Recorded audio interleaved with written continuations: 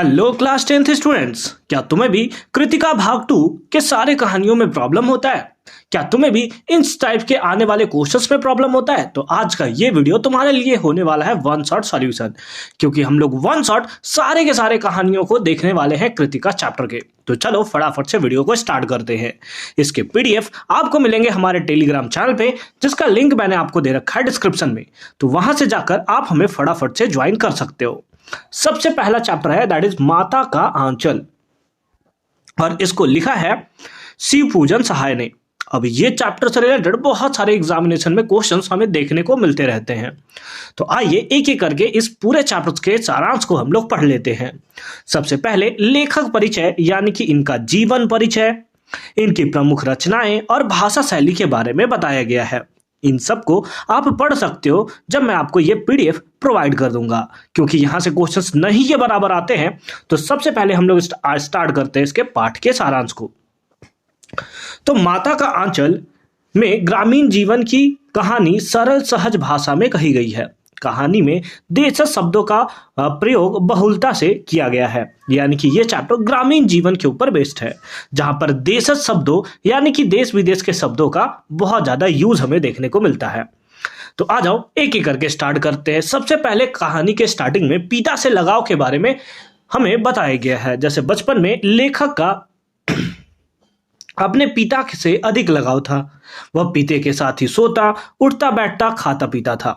पिता उसे अपने साथ ही जगाते, नहला धुलाकर अपने साथ ही पूजा पर बैठा लेते थे। पिता की देखा देखी वह भी हट करके अपने माथे पर भभूत का त्रिपुंड लगवा लेता था। लंबे बालों और मस्तक पर लगे त्रिपुंड से लेखक बम भोला जैसा लगता था। लेखक का नाम तो तारकेश्वर नाथ था, लेकिन पिता प्यार से उसे भोलानाथ कहकर पुकारते थे। तो ये याद रखोगे कि लेखक का एक्चुअल नाम क्या था और उसके पिता उसे प्यार से क्या बुलाते थे। जब उसके पिता रामायण का पाठ करते तो वह दर्पण में अपना मुंह देखता रहता। पिता की दृष्टि पड़ने पर लजाकर और मुस्कुराकर दर्पण रख देता था। पूजा के बाद पिता अपनी रामनामा बही पर 1000 बार राम लिखते। इसके बाद कागज के छोटे छोटे टुकड़ों पर 5000 बार राम लिखकर उसे आटे की गोलियों में लपेट देते और गंगा नदी के किनारे जाकर उन गोलियों को मछलियों को खिलाते थे। लेखक उनके कंधे पर बैठे बैठे सब देखता था। लौटते समय पिता उसके पेड़ों की डालियों पर बिठाकर झूला झुलाते थे। तो इस तरीके से ये था हमारे पूरा के पूरे चैप्टर का सारांश। आ जाते हैं इसके नेक्स्ट पॉइंट्स के ऊपर, जो कि है पिता के साथ खेल, यानी कि लेखक अपने पिता के साथ कौन कौन सा खेल खेलते थे। भोलानाथ के पिता उसके साथ अनेक प्रकार का खेल खेलते थे। कभी उससे कुश्ती लड़ते, जानबूझकर हार जाते। लेखक उसकी छाती पर चढ़कर उनकी लंबी लंबी मूछें उखाड़ने लगता। कभी वे लेखक के गालों पर खट्टा मीठा चुम्मा लेते। कभी अपनी दाढ़ी मूछ लेखक के गालों पर गड़ा देते। उसके द्वारा मूछें नोचे जाने पर झूठ मूठ रोने लगते। यह देखकर लेखक हंसने लगता। अब भोजन के समय माता पिता का लाड़, यानी कि लेखक को भोजन के समय कैसे माता पिता का लाड़ मिलता था, लाड़ प्यार मिलता था, उसी के बारे में यहां पर बताया गया था कि भोलानाथ लेखक पिता के साथ ही भोजन करता था। पिता उसे दूध या दही के साथ भात खिलाते थे। पेट भर जाने पर भी माँ उसे अपने हाथों से खिलाने का हट करती थी। वह भोलानाथ के पिता से कहती थी कि मर्द बच्चों को खिलाना नहीं जानते, बच्चों का पेट तो माँ को खिलाने पर ही भरता है। इसके बाद हर कौर को मैना, कबूतर आदि पक्षियों का नाम दे देकर खिलाने लगती थी। भोलानाथ खाता चला जाता। और यही यहाँ पर माँ की जो असीम प्यार है उसको यहाँ पर दर्शाया गया है। अब माता द्वारा तेल का अपटन व कन्हैया बनाना। जब भोलानाथ माँ की पकड़ में आ जाता तो माँ उसके बालों पर बहुत सारा सरसों का तेल डाल देते। और आज के जमाने में भी यही होती है, यानी कि पुराने जमाने की माँ और अभी की माँ दोनों सेम ही है। भोलानाथ छूटने के लिए काफी छटपटाता, लेकिन माँ उसकी नाभि और माथे पर काजल की बिंदी लगाकर, चोटी गुथकर, उसे फूलदार लट्टू बांधकर, रंगीन कुर्ता टोपी पहनाकर कन्हैया बना छोड़ते। भोलानाथ सिसकते हुए पिता की गोद से बाहर आते। अब लेखक अनेक प्रकार के खेल भी खेलते थे। बाहर आते ही भोलानाथ को अपने संगी साथी बालकों का झुंड खड़ा मिलता। उसे देखते ही वह पिता की गोद में उतरकर बालकों के साथ खेलने में लग जाता। उसका खेल तमाशे और नाटक जैसे होते थे। कभी घर के चबूतरे के एक कोने में पिता के नहाने की चौकी पर हलवाई की दुकान सजाई जाती थी। मिट्टी के ढेलों, पत्तियों, गिल्ली मिट्टी और फूटे घड़े के टुकड़ों की तरह तरह की मिठाइयां सजाई जाती थी। थोड़ी देर बाद घर अंधा बनने लगता। मिट्टी के मेड़ की दीवारें, तिनकों के छप्पर, दातून के खंभे और दिया सलाई की डिबियों से किवाड़ बनाए जाते।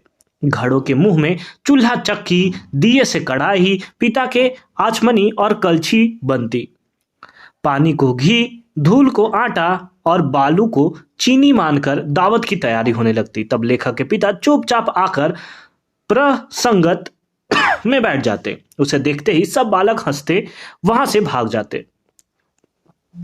कभी सब बालक मिलकर बारात निकालते थे, है ना। बारात में कनस्तर का तंबूरा बजता और आम की गुठली को घिसकर उससे सहनाई बजाई जाती थी। टूटी चूहेदानी की पालकी बनती और भोलानाथ समधी बनकर बकरे पर सवार होकर लड़की वाले के द्वार पर जा पहुंचता। वहां काठ की पठरियों से घिरे छोटे छोटे आंगन के कुल्हड़ का कलसा रखा होता था। फिर बारात दुल्हन के साथ वापस लौटती। खटोली पर लाल पर्दा डालकर उसमें दुल्हन बैठ जाती। लौटकर आने पर भोलानाथ के पिता जैसे ही लाल पर्दा हटाकर दुल्हन का मुंह निहारते, सारक बालक वहां से हंसते हुए भाग जाते थे। यानी कि बचपन के दृश्य को यहाँ पर दर्शाने का पूरा पूरा ट्राई किया गया है कवि के थ्रू, या यूं बोले तो लेखक के थ्रू। कभी खेती करने का खेल होता तो कभी चबूतरा का खेल बन जाता। उसके कोने पर गरारी गाड़कर और गली के कुआं मानकर सिंचाई का जुगाड़ की जाती। दो बच्चे बैल बनकर मोट को खींचते, कंकड़ों के बीज बोए जाते। जरा देर में फसल तैयार होकर कट जाती और बच्चा गाने गाने लगते, ऊंच नीच में बई कियारी जो उपजी सो हई हमारी, है ना। ये जो है बहुत ही फेमस एक टाइप का हम लोग बोल सकते हैं कि गाना है, ऊंच बीच में भई कियारी जो उपजी सो भई हमारी। उसी तरीके से चिढ़ाने के टाइम में भी बहुत तरीके के आपको यहाँ पर वर्ड देखने को मिलेंगे। जब फसल का ढेर लगता तो बाबूजी आकर पूछते, इस साल की खेती कैसी रही भोलानाथ। बस सारे बच्चे खेत खलिहान छोड़कर हंसते हुए भाग जाते थे। इसी प्रकार के खेल लेखक और उसके मित्र मंडली खेला करती थी। शरारत और सजा, यानी कि किस किस तरह के शरारत या फिर क्या सजा मिलता था लेखक को, उसके बारे में है। बच्चों को शरारत करने और लोगों को चिढ़ाने में भी बड़ा मजा आता था।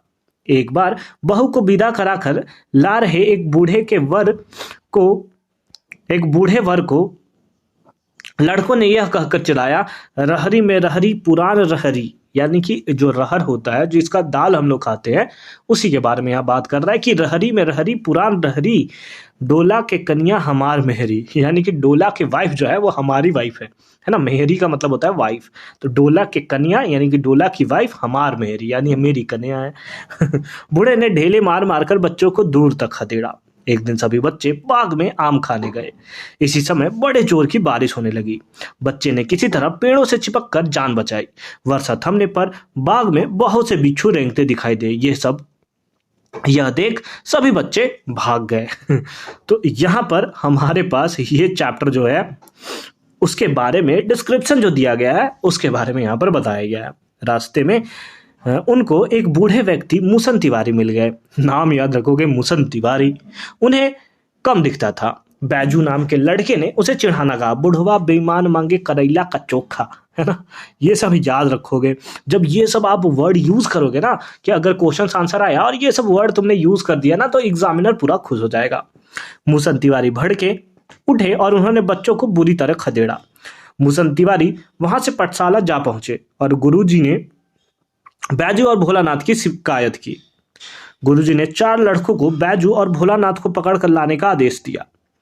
बैजू तो हाथ ना आया, लेकिन भोलानाथ को पकड़कर गुरुजी के सामने पेश किया गया। गुरुजी ने भोलानाथ की अच्छी तरह खबर ली, है ना, दम तक कुटाया होगा ये। पिता को पता चला तो गुरुजी की खुशामद करके भोलानाथ को छुड़वाकर घर लाए। अब सांप से भयभीत होना, यानी कि कभी ना कभी लेखक ने सांप को भी देखा था। एक बार एक टीले ने जाकर बच्चों ने चूहे के बिलों में पानी उलीचना शुरू कर दिया। इसी बीच एक बिल में एक सांप निकल आया। सांप को देखते ही सारे बच्चे डर के मारे रोते चिल्लाते भागे। कोई औंधा गिरा तो कोई चित, किसी का सिर फूटा तो किसी के दांत टूटे। तो ये सबके बारे में यहाँ पर बताया गया है।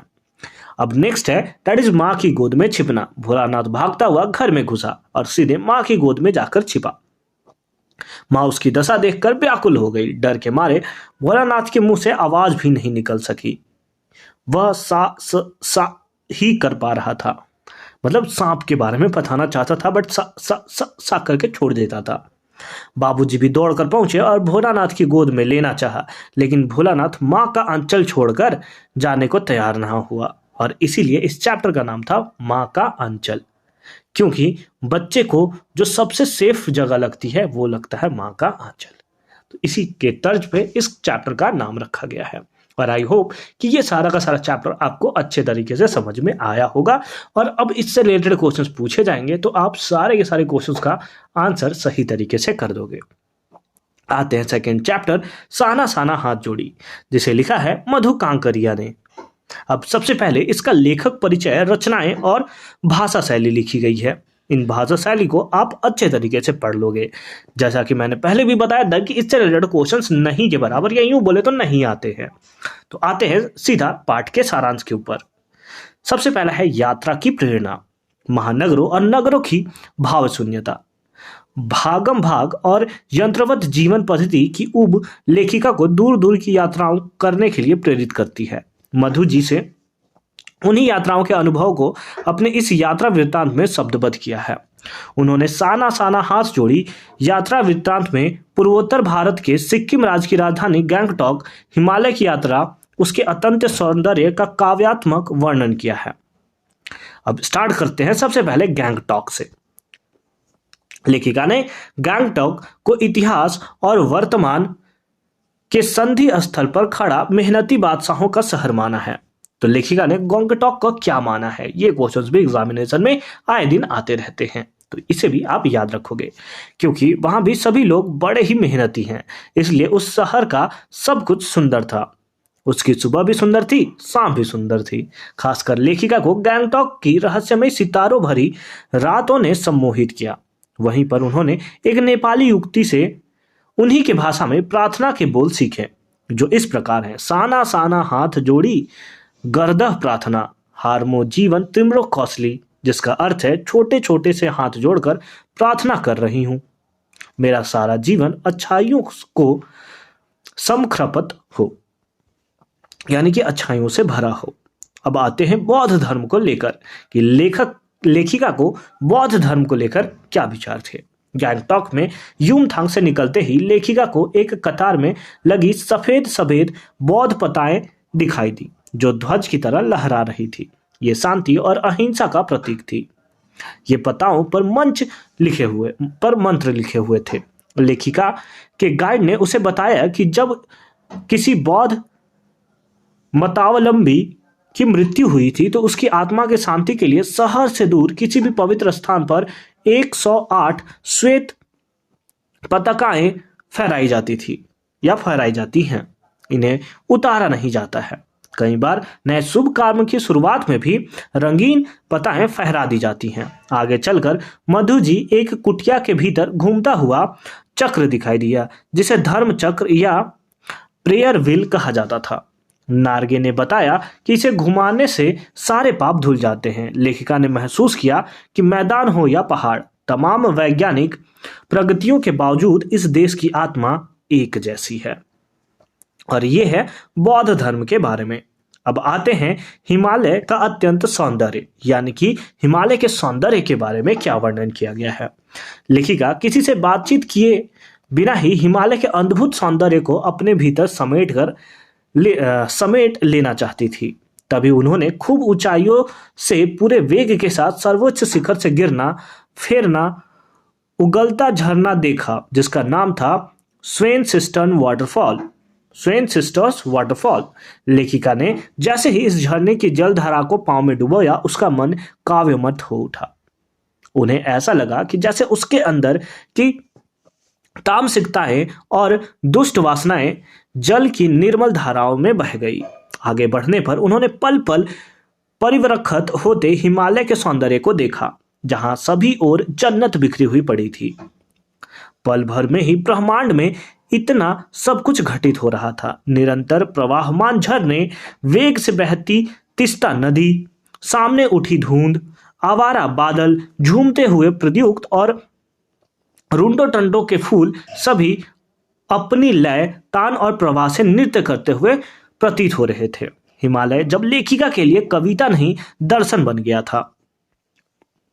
और यहाँ पर गैंगटॉक का एक छोटा सा झलक आपको देखने को मिल रहा होगा, जो आपके मन को मोह लेने के लिए काफी है।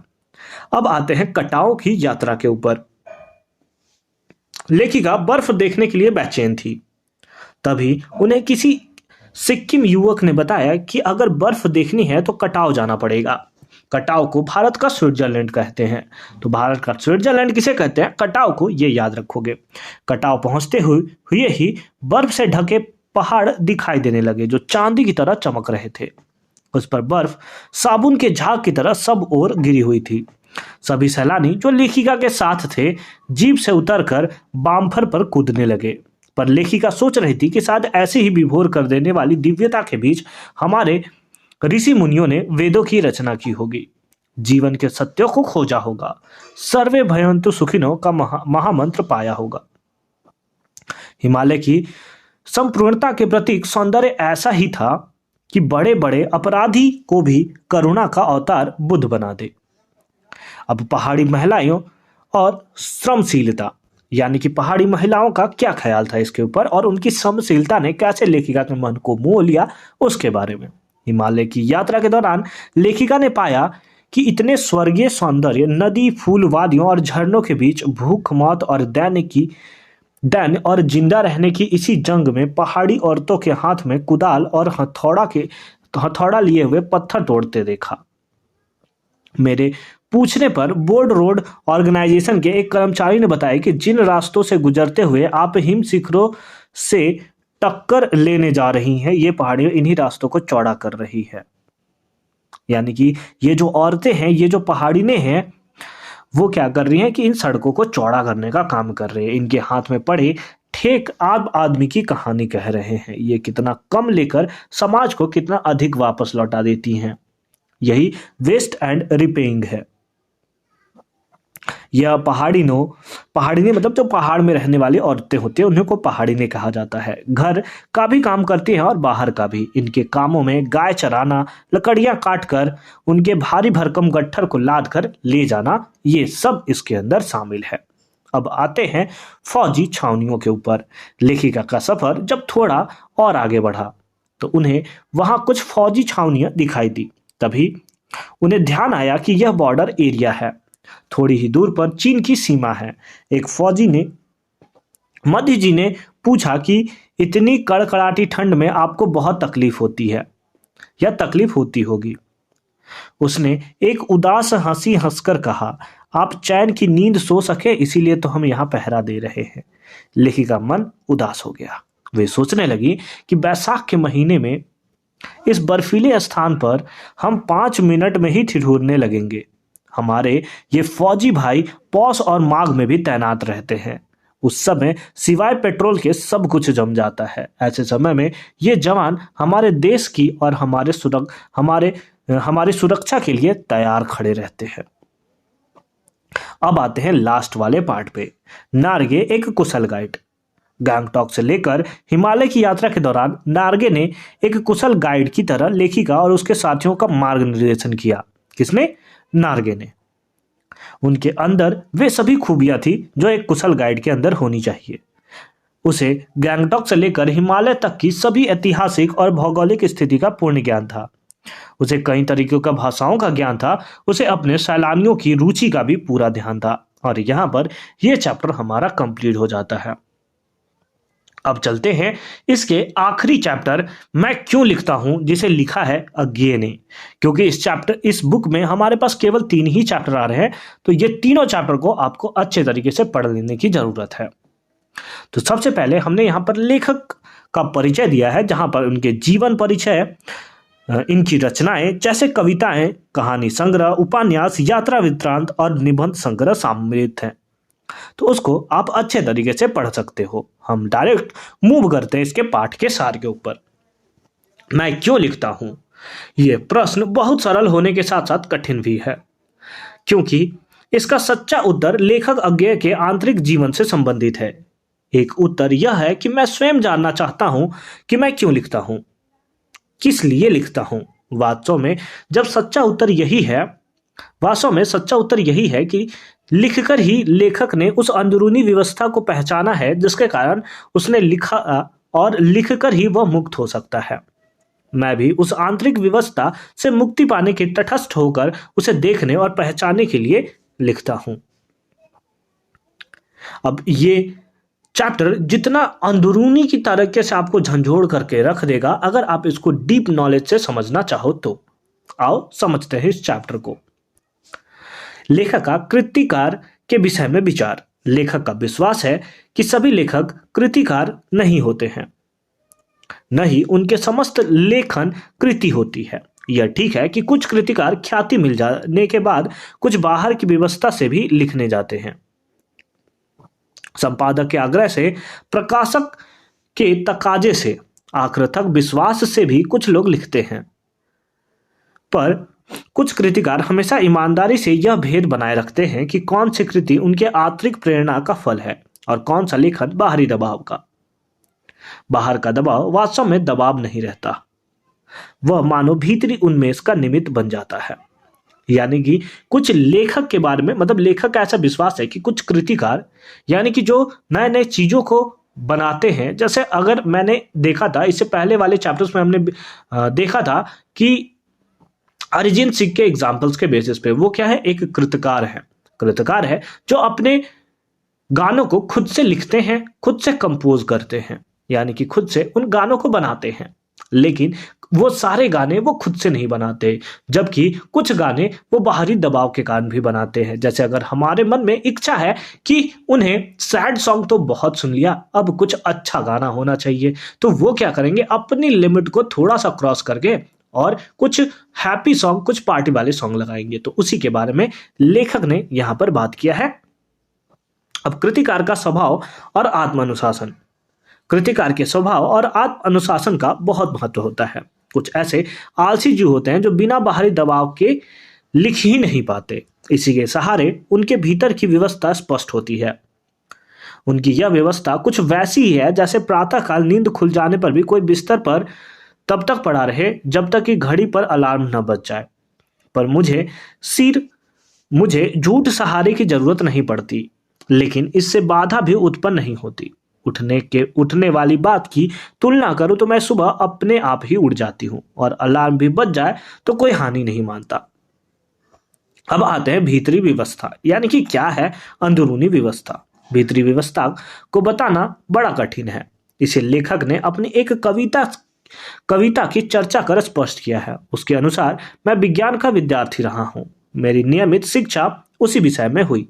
अणु क्या है, रेडियो धर्मता से क्या प्रभाव होते हैं, यानी रेडियो एक्टिविटी से क्या प्रभाव होते हैं, इन सब का पुस्तकीय और सैद्धांतिक ज्ञान तो मुझे था। फिर जब हिरोशिमा में अणु बम गिरा, तब उसके समाचार और उसके परिवर्तित प्रभाव का भी विवरण मैं पढ़ता रहा। तो विज्ञान के इस दुरुपयोग के प्रति बुद्धि का विद्रोह स्वाभाविक था। मैंने लेख आदि में कुछ लिखा भी, पर कविता इस विषय में नहीं लिखी, क्योंकि अनुभूति के स्तर पर व्यवस्था बौद्धिक पकड़ से आगे की बात होती है। अब लेखक की जापान यात्रा, यानी कि जापान यात्रा को भी यहां पर बताया गया है। जापान जाने का अवसर मिला तो हिरोशिमा भी गया और वहां अस्पताल भी देखा जहां रेडियोधर्मिता से आहत लोग वर्षों से करा रहे हैं। इस प्रकार प्रत्यक्ष अनुभव भी हुआ, पर अनुभव से अनुभूति गहरी चीज है। एक कृतिकार के लिए अनुभव तो घटित होता है, पर अनुभूति संवेदना और कल्पना के सहारे उस सत्य को आत्मसात कर लेती है जो वास्तव में कृतिकार के साथ घटित नहीं हुआ है। हिरोशिमा में सब कुछ देखकर भी उस समय कुछ नहीं देखा। फिर एक दिन सड़क पर घूमते हुए देखा कि जले हुए पत्थर पर एक लंबी उजली छाया है। विस्फोट के समय कोई वहां खड़ा रहा होगा और विस्फोट में बिखरे हुए रेडियोधर्मी पदार्थ की किरणें उसे रूंध हो गई होंगी, जो आसपास से आगे बढ़ गई, उसे पत्थर पर झुलसा दिया।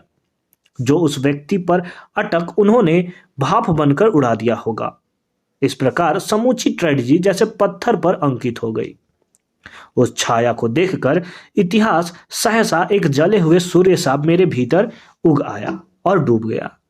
उस क्षण में अणु विस्फोट का दृश्य मेरी अनुभूति में प्रत्यक्ष हो गया और मैं स्वयं हिरोशिमा के विस्फोट का भोक्ता बन गया। अचानक एक दिन मैं हिरोशिमा पर कविता लिखी, जापान में नहीं, भारत लौटकर रेलगाड़ी में बैठे। यह कविता अच्छी है या बुरी, इससे मुझे मतलब नहीं है। मेरी यह कविता अनुभूति प्रस्तुत है। यह मेरे लिए महत्व की बात है। और यहाँ पर हमारा ये चैप्टर जो है वो कंप्लीट हो जाता है। तो आज के वीडियो में बस इतना ही।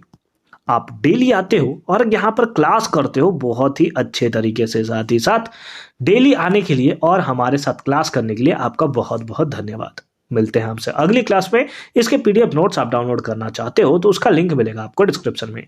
साथ ही साथ एग्जामिनेशन बहुत ज़्यादा नज़दीक है, तो वैसे केसेस में आपको दिन रात करके मेहनत करनी चाहिए। हम डेली रात को 9 बजे भी लाइव आते हैं और आपके अलग अलग सैम्पल पेपर का भी सॉल्यूशन करते हैं, तो वहाँ पर भी आप हमें ज्वाइन कर सकते हो। Link is in the description. तो मिलते हैं अगली वीडियो में। तब तक के लिए अच्छे से पढ़ाई करते रहो। All the very best for your upcoming examination.